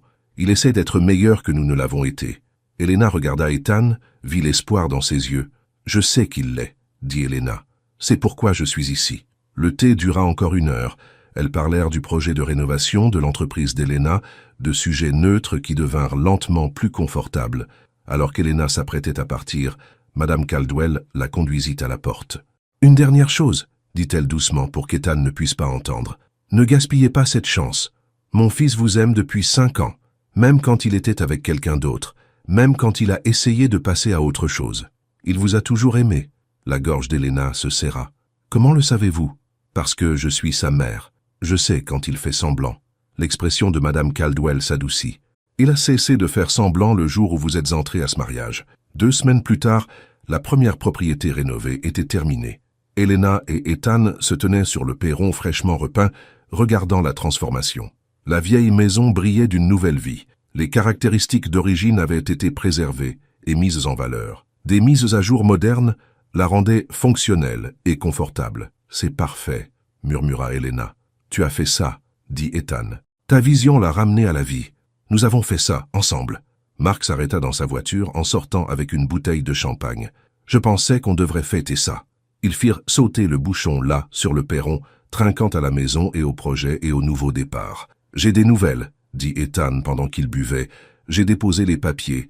Développement communautaire Caldwell est officiellement enregistré. »« Tu as ta propre entreprise, rabattit Helena, lui serrant la main. « Qu'est-ce que ça fait ?»« Terrifiant.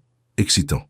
Juste. » Ethan la regarda. « Et j'espérais que tu envisagerais de devenir partenaire, pas seulement consultante, une véritable associée. » Le cœur d'Helena s'emballa. « Ethan, c'est une grande décision. Je sais, tu n'as pas à répondre maintenant. Mais je veux construire cela avec toi. Pas seulement des maisons, mais quelque chose qui compte. Quelque chose dont nous pouvons être fiers. » Helena regarda la maison qu'ils avaient restaurée ensemble, pensa à la communauté que ce projet servirait, aux familles qui y vivraient, à l'héritage qu'ils pourraient construire. « Oui, » dit-elle, « je veux ça aussi. » Ils s'embrassèrent sur le perron de cette belle vieille maison, tandis que Mark applaudissait et que les bulles de champagne chatouillaient leur nez. Ce n'était pas parfait. Il y avait encore des défis à relever, encore des blessures à guérir, encore des conversations qui seraient difficiles, mais ils y faisaient face ensemble, et cela faisait toute la différence. 6 mois passèrent. Le projet de rénovation fut un énorme succès. Les 3 maisons furent achevées et remplies de familles. Le quartier célébra avec une fête de rue, et Helena et Ethan furent traités comme des héros. Développement communautaire. Caldwell grandit lentement, mais sûrement. Ils entreprirent 2 autres projets. Le travail de mise en scène et de design d'Helena devint très recherché. Son ancien patron, Steven, l'appela plusieurs fois, lui demandant de revenir. Elle déclina poliment à chaque fois. Elle et Ethan se rapprochèrent. Leur relation s'approfondit avec le temps et la confiance. Ils avaient appris à mieux communiquer, à être honnêtes sur leurs peurs et leurs besoins, à ne pas laisser les petits problèmes devenir de gros problèmes. Tante June aimait les avoir tous les deux autour d'elle. Elle plaisantait en disant qu'elle avait enfin quelqu'un pour l'aider avec le gros travail de jardinage. Un dimanche après-midi, Helena et Ethan étaient chez Tante June, aidant à réparer un panneau de clôture qui avait pourri. C'était un travail pénible sous le soleil de Touraine. « J'ai besoin d'eau, » dit Helena, essuyant la sueur de son front. « Je vais la chercher. » Ethan se dirigea à l'intérieur, mais il ne revint pas tout de suite. Helena le trouva dans le jardin, agenouillé à côté des rosiers de Tante June. Quand il la vit, il resta à genoux. Son cœur commença à battre la chamade. « Que fais-tu » demanda-t-elle. « Quelque chose que j'aurais dû faire il y a longtemps. » Ethan sortit une petite boîte. « Mais cette fois, je le fais bien. » Le souffle d'Helena se coupa. « Ethan, pas de grands discours, pas de public nombreux, juste nous et les gens qui comptent. » Il ouvrit la boîte pour révéler une bague simple et magnifique. « Helena Brooks, tu m'as accordé plus de bienveillance que je n'en ai jamais mérité. Tu m'as montré à quoi ressemble la vraie force. Et tu m'as donné envie d'être le genre d'homme qui te mérite. » Les larmes coulèrent sur le visage d'Helena. « Je t'aime, » continua Ethan, la voix nouée par l'émotion. « Je t'aime depuis 5 ans, et je veux passer le reste de ma vie à te prouver cet amour chaque jour. Veux-tu m'épouser ?» À travers la fenêtre de la cuisine, Tante June regardait, la main sur la bouche. Helena regarda Ethan, cet homme qui l'avait blessé, en avait appris, et était devenu quelqu'un de meilleur, quelqu'un d'honnête, quelqu'un d'assez courageux pour se battre pour ce qui comptait. « Oui, » murmura-t-elle, « oui, je t'épouserai. » Ethan se leva et l'embrassa, la bague oubliée un instant, alors qu'ils se serraient l'un contre l'autre dans le jardin. Quand ils se séparèrent enfin, il glissa la bague à son doigt. Elle lui allait parfaitement. Tante June sortit, pleurant des larmes de joie. « Il était temps, » dit-elle, les serrant tous les deux dans ses bras. Ils célébrèrent avec du thé glacé et la célèbre tarte aux noix de Tante June. Mark vint quand il apprit la nouvelle, apportant des fleurs et plus de champagne. C'était simple, intime, parfait. Cette nuit-là, alors qu'Ethan ramenait Helena chez elle, elle ne cessait de regarder la bague à son doigt. Des doutes, taquina Ethan doucement. Jamais, dit Elena. Je pense juste au chemin que nous avons parcouru. Nous avons encore beaucoup de chemin à parcourir. Je sais, et j'ai hâte. Ils organisèrent un petit mariage.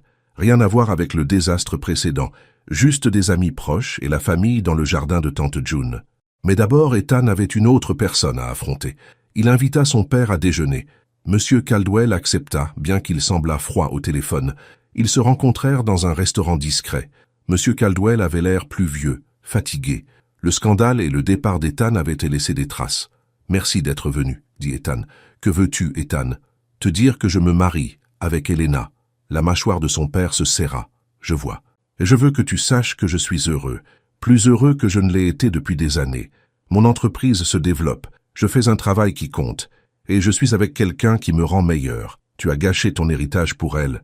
Je n'ai rien gâché, j'ai choisi une voie différente. » Ethan se pencha en avant. « Et j'aimerais que tu fasses partie de ma vie. Non pas parce que j'ai besoin de ton approbation, mais parce que tu es mon père, et je t'aime. » Monsieur Caldwell resta silencieux un long moment. « Je ne comprends pas tes choix. Tu n'as pas à les comprendre. Mais j'aimerais que tu les respectes. Et si je ne peux pas ?» Le cœur d'Ethan se serra, mais sa voix resta ferme. « Alors tu me manqueras. Mais je ne changerai pas d'avis. » Son père se leva pour partir, mais à la porte il se retourna. « Ta mère dit que cette fille, Elena, est remarquable. Elle l'est. Je suppose que je devrais la rencontrer correctement, avant le mariage. » Ce n'était pas le pardon, ce n'était pas l'acceptation, mais c'était un début. « J'aimerais ça, » dit Ethan. 1 an après le désastreux premier mariage, Elena et Ethan se tenaient à nouveau dans le jardin de tante June. Mais cette fois, tout était différent. La liste des invités était restreinte. Tante June, Mark, Madame Caldwell et quelques amis proches. Monsieur Caldwell avait décliné, mais il avait envoyé un cadeau, des boutons de manchette anciens qui avaient appartenu au grand-père d'Ethan. C'était un progrès. Elena portait une simple robe ivoire qui la faisait se sentir elle-même, sans prétention, sans artifice, juste elle. Ethan portait un costume gris, ses yeux ne quittant jamais Elena alors qu'elle marchait vers lui. Tante June dirigea la cérémonie, s'étant préparée avec soin pour ce jour spécial. Sa voix était forte et claire, alors qu'elle parlait d'amour et de seconde chance. « Ces 2 personnes ont traversé les flammes, » dit tante June. « Elles ont affronté la douleur et l'orgueil, et tout ce qui essaie de déchirer l'amour. Mais elles se sont choisies quand même. Elles ont choisi de se battre pour quelque chose de vrai. » Elena et Ethan échangèrent des vœux qu'ils avaient écrits eux-mêmes, de simples promesses d'honnêteté, de croissance et d'affronter la vie ensemble. Quand Ethan glissa la bague au doigt d'Elena, il murmura « Tu n'as jamais eu l'air d'une employée de maison, Elena. Tu as toujours eu l'air de mon avenir. » Elena sourit à travers ses larmes. « Et tu n'as jamais eu l'air lâche. Tu avais juste besoin de temps pour trouver ton courage. » Ils s'embrassèrent en tant que mari et femme, tandis que leur petit cercle de proches applaudissait. La réception eut lieu là, dans le jardin, le fameux coq au vin de tante June et sa tarte tatin. Le discours de Mark, épouvantable mais sincère, Madame Caldwell surprenant tout le monde en serrant Elena dans ses bras et en chuchotant « Bienvenue dans la famille », du moins les bons côtés. Alors que le soleil se couchait, Elena et Ethan dansèrent sur l'herbe, aucune musique à part ce qu'ils se fredonnaient. « Heureuse ?» demanda Ethan. « Tellement heureuse » souffla Elena. « Et toi ? Plus heureux que je ne l'aurais cru possible ?» Il lui embrassa le front. « Merci de m'avoir donné une autre chance. Merci d'être devenu quelqu'un qui en est digne. » Ils se balancèrent ensemble, tandis que le crépuscule peignait le ciel de pourpre et de rose. Des lucioles commencèrent à scintiller dans l'obscurité grandissante. Les rosiers de tante June embaumaient l'air. Ce n'était pas un conte de fées. C'était mieux que ça. C'était réel. 2 êtres imparfaits, qui s'étaient blessés, en avaient tiré des leçons et avaient choisi de bâtir quelque chose de beau à partir des ruines. Et alors que les étoiles apparaissaient au-dessus d'eux, Elena et Ethan se tinrent serrés l'un contre l'autre, sachant que quoi qu'il arrive ensuite, ils l'affronteraient ensemble. Non pas parce que tout était parfait, mais parce qu'ils avaient appris que le véritable amour n'est pas une question de perfection. C'est une question de se choisir l'un l'autre, chaque jour, à travers les erreurs et la croissance et tout le travail désordonné mais magnifique de devenir meilleur, ensemble. 2 ans plus tard, Elena se tenait devant une belle demeure haussmannienne, fraîchement rénovée dans un quartier historique de Lyon. Le panneau vendu devant la maison la fit sourire. Caldwell Développement Communautaire venait d'achever son 10e projet. 10 maisons restaurées, 10 quartiers revitalisés, des dizaines de familles ayant trouvé de belles maisons abordables. Son téléphone sonna. Ethan. « Hé, où es-tu ? Tante June nous attend pour le déjeuner dominical. J'admire juste le numéro 10, dit Elena. Nous avons fait du bon travail ici. Nous en faisons toujours. Elle put entendre le sourire dans sa voix. Viens, je crois que tante June a préparé cette tarte tatin que tu adores. Elena roula jusqu'à la maison de sa tante. Cette même maison où elle avait pleuré son chagrin, trouvé le courage, et finalement retrouvé l'amour. À l'intérieur, Ethan aidait déjà à mettre la table. Tante June s'affairait dans la cuisine en fredonnant. Mark avait aussi été invité, ainsi que sa nouvelle petite amie. Ils mangèrent ensemble cette famille de cœur bâtie sur l'amour, le choix et les secondes chances. Après le dîner, tandis qu'Elena aidait à faire la vaisselle, tante June la poussa doucement. « Tu as l'air heureuse, ma chérie. »« Je le suis, » dit Elena. « Vraiment, sincèrement heureuse. C'est tout ce que j'ai toujours voulu pour toi. » Tante June lui embrassa la joue. « Tu as choisi le chemin le plus difficile, le chemin du courage, et regarde où il t'a mené. » Elena regarda par la fenêtre où Ethan apprenait à la nouvelle petite amie de Mark comment s'occuper des rosiers. Ses mains douces avec les plantes, son rire chaleureux et sincère. Elle pensa à ce premier mariage, l'humiliation, la vidéo devenue virale, la douleur qui avait semblé insupportable, et elle pensa à tout ce qui était venu après, la guérison, la croissance, la reconstruction lente et prudente de la confiance. Elle ne changerait rien à tout cela, parce que chaque moment difficile l'avait menée ici, à cette vie, cet amour, cet avenir. Dehors, Ethan la vit regarder et lui envoya un baiser. Elena sourit, toucha son alliance et ne ressentit rien d'autre que de la gratitude pour les secondes chances, pour le pardon, pour le courage d'espérer et pour un amour assez vrai pour survivre à ses propres erreurs. Un amour qui n'avait pas besoin d'être parfait, il avait juste besoin d'être vrai.